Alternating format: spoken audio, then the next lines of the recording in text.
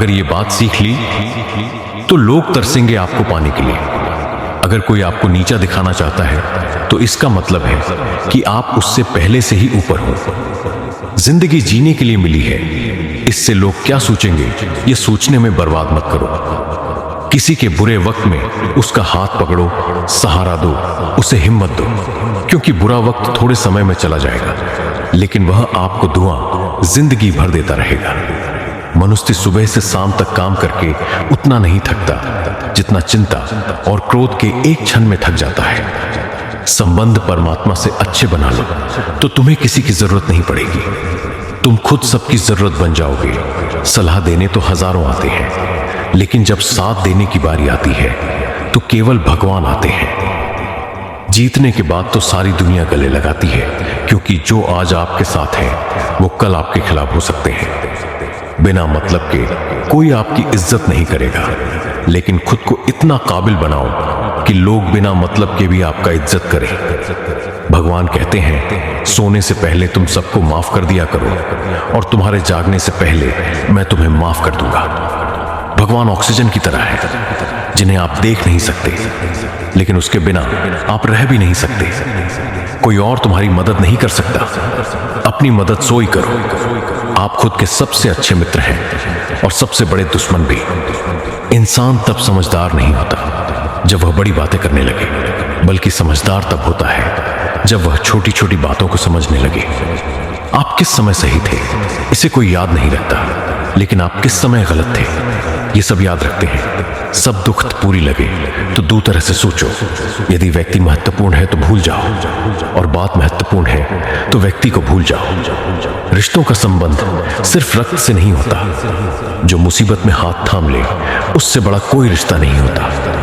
भगवान कहते हैं, तुम सब कुछ मुझे सौंप दो। सारा दर्द, परेशानी और बिल्कुल हल्की होकर मुझे याद करो। धीरे धीरे तुम्हारा हर रोज रात को सोने से पहले भगवान को अपनी पूरी दिनचर्या बता के सोएं। अगर आपके द्वारा किसी का दिल दुखा है तो मनी मन उससे माफी मांगे। अगर आपका किसी ने दिल दुखाया है तो उसे माफ करके सारी चिंताएं भगवान को सौंप कर सो जाए। लेकिन मानिए, इससे आपकी जिंदगी खुशनुमा बन जाएगी।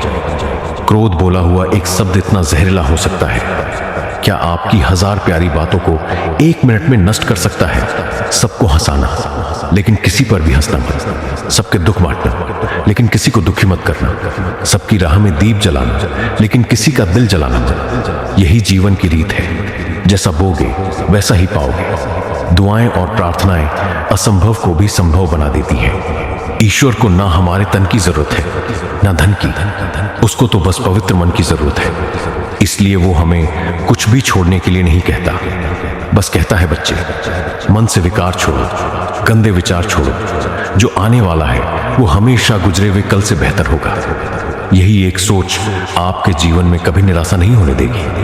झूठ कितना अजीब है। खुद बोलो तो अच्छा लगता है, दूसरे बोले तो गुस्सा आता है। खुशियां चाहे किसी के साथ भी बांट लो, पर गम हमेशा भरोसेमंद इंसान के साथ ही बांटना चाहिए। जीवन में समय चाहे जैसा हो, परिवार के साथ रहो तो सुख बढ़ जाता है, दुख हो तो बढ़ जाता है। सच्चा मित्र वही है जो उस समय में भी आपके साथ खड़ा हो, जब सारी दुनिया आपके खिलाफ हो।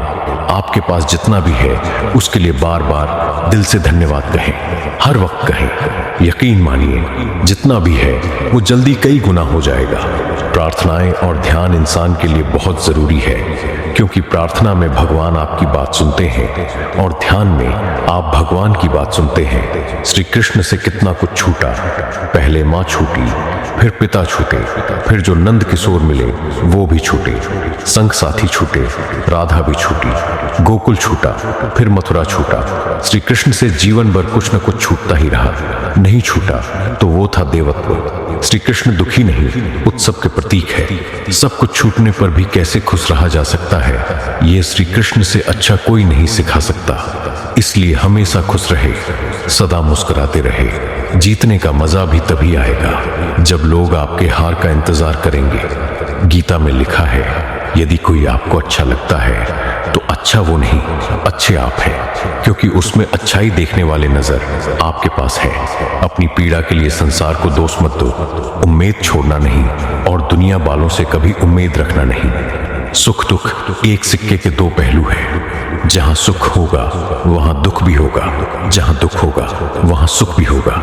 इसलिए सुख दुख के बारे में बिना सोचे निरंतर अपने लक्ष्य को प्राप्त करने के लिए प्रयास करते रहना चाहिए। एक बात हमेशा याद रखना, किसी के सामने गिड़गिड़ाने से ना मोहब्बत मिलती है ना इज्जत। इसलिए अपने स्वाभिमान को जिंदा रखो। कोई अगर आपकी किस्मत में होगा, सिर्फ दो चीजें मनुष्य के भाग्य का निर्माण करती हैं। पहला स्वभाव, अगर आपके स्वभाव में अच्छाई, विनम्रता और गुण है तो आपका भाग्य चमकेगा। अगर आपका स्वभाव क्रोधी है, आलसी है तो आपका भाग्य बिगड़ना अनिवार्य है। इसलिए अपने स्वभाव को मधुर और आकर्षित बनाइए। दूसरा, आपकी वाणी, बोलना तो आदमी 2.5 साल की उम्र में ही सीख जाता है, परंतु कब, कहां और कैसे बोलना है उसे यह जिंदगी भर भी नहीं समझ पाता। जिसे ये बोलना आ गया कि कब, कहां और कितना बोलना चाहिए, संभलो, उसे सफल होने के लिए कोई नहीं रोक सकता। पिता से बड़ा कोई सलाहकार नहीं, मां की छां से बड़ी कोई दुनिया नहीं, भाई से अच्छा कोई भागीदार नहीं और बहन से बड़ा कोई सुख चिंतक नहीं। इस मतलबी दुनिया से कोई मतलब ना रखो, और मतलब रखना है तो अपने मतलब से मतलब रखो।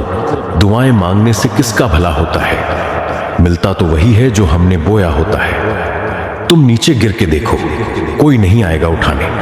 तुम जरा उड़कर तो देखो, सब आएंगे गिराने। एक बात हमेशा याद रखना, अगर शराब की दुकान पर बैठकर दूध पियोगे तो तुम्हें शराबी का ही दर्जा मिलेगा, और किसी मंदिर में बैठ के पानी भी पियोगे तो तुम्हें एक संत का दर्जा दिया जाएगा।